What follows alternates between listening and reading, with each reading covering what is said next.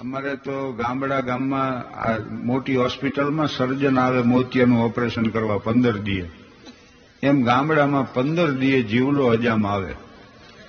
બીજી કોઈ જાતની કટ નહીં, મુંડન કરી નાખે ગામમાં આખાના. પણ જીવલો ગામમાં આવ્યા ભેગું તો વાયુ વેગે વાત પ્રસરી જાય કે જીવલો આવી ગયો, જીવલો આવી ગયો. હહોના રોટાને હાબુ લઈને ચોરે પહોંચી જાઓ.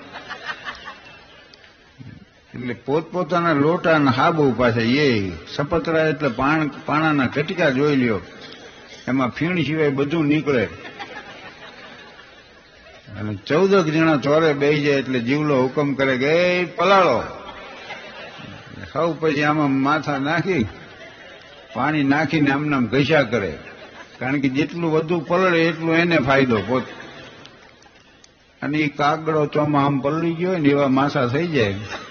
પછી જીવલો પટે પડે, અસ્ત્રો આમ કાઢીને 14 ને પેલા તો ઉભા પટા પાડી દે. ગાઢ જંગલમાંથી નેશનલ હાઈવે નીકળ્યા હોય ને એવા લાઈનસર કરી દે. બધાને પેલો ઉભો પટ્ટો શું કામ પાડે? પછી વિચાર ફરે તો જઈ ન કે એટલા માટે. અને પછી શરૂઆત જે કરે તો માણાનું મુંડન થાય છે, પાડો મુંડાય છે એ ખબર ન પડે. તડરાટી બોલતી છે, જીવલા મરી ગયો, તારી ગા હવે નથી કરાવું, રવા દે. અરે હવે પલાળ્યા પછી મુંડાય વગર છૂટક્યો.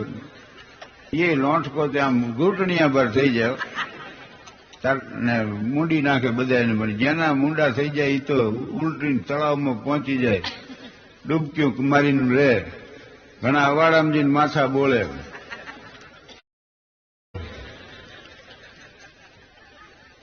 અમારે એક ડાક્ટર સાહેબ અહીંયા આમ સ્ટેથોસ્કોપ દર્દીની છાતીમાંથી મૂકીને કે લ્યો તમે ગુજરી ગયા છો. બોલો કે સાહેબ વાતું કરું તમારી અરે એમ ગુજરી જાઉં? એ ડાક્ટર એની અરે મીડિયા ચર્ચા કરવા તે હું ભણ્યો એ બધું ખોટું. તમારા હૃદયનો એક પણ ધબકારો મને નથી સંભળાતો. બોલો વળી કે સાહેબ આ ભૂંગળી તો કાનમાં ભરાવો. ભૂંગળી આમ ગળામાં પડેલી ને લાગી પડેલા આમ કરીને વળી આમ કરીને કે હા હવે બરોબર, હવે જીવો. અમારે એક ડેન્ટિસ્ટ મિત્ર છે, એની પાસે એક જણો આવ્યો કે હા દાઢે ઉપાડો લીધો. ડાક્ટર કે પાડો ફાડો મોઢું, ધર્માદાની પેટી જેવું ઉગાડ્યું.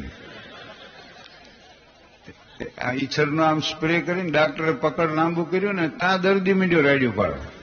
વાહ મારી મરી ગયો. ડોક્ટર કે તમારી દાઢને મેં પકડ અડાડ્યું પણ નથી, પણ કે સાહેબ તમારા બૂટ એટલે મારો પગ આવી ગયો.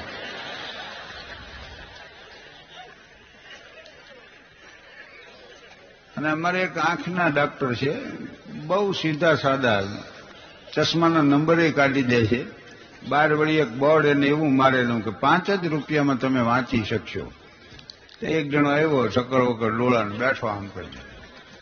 ડાક્ટર ખાલી ફ્રેમ લગાડીને 2 કાચ લગાડ્યા કે વાંચો, નથી વંચાતું.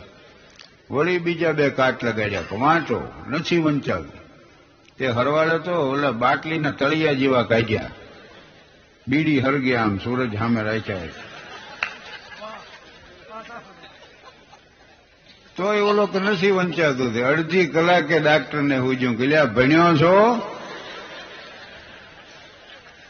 બોલો કે ના રે ના સાહેબ, હું ક્યાં ભણ્યો છું? આ તો કોક મને કે 5 રૂપિયા વાંચી શકાય, મને એમ કે મુઆ મન 5 રૂપિયા. ડાક્ટરે 1 લાફો વરગાડ્યો. ડોક્ટરની વાત કરી તો એક વકીલ સાહેબને લઈ લઈ, કારણ કે હશે તો ખરો વર્ગ, અહીં સમાજનો ડાયો વર્ગ છે. 2 વકીલ કોર્ટમાં બાજી પડ્યા. બોલો, ઓલા કે તમે મૂર્ખ છો ને ઓલા કે તમે ગધેડા છો. મેજિસ્ટ્રેટ વળી કે ઓર્ડર ઓર્ડર, તમે લોકો એ ભૂલી જાઓ છો કે હું અહીં બેઠો છું.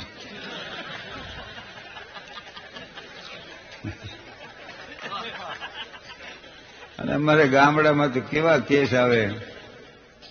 2 પટેલના પરિવારને 20 જોડી બળદ. એક પરિવારે બીજાનો બળદ પોતા હારે ભેળવી દીધો. ઓલા કે અમારો છે ને અમારો છે ને. પછી કોર્ટમાં કેસ આવ્યો. મેજિસ્ટ્રેટ કે આવી બાબતમાં શું કામ વખત બગાડો? કોર્ટે હુકમ કર્યો કે આ બળદ રહ્યો ને ચોકમાં ઉભો રાખો અને હાંકી મૂકો. કે જેનો હશે ને એના ઘરે જઈને ઊભો રહે છે.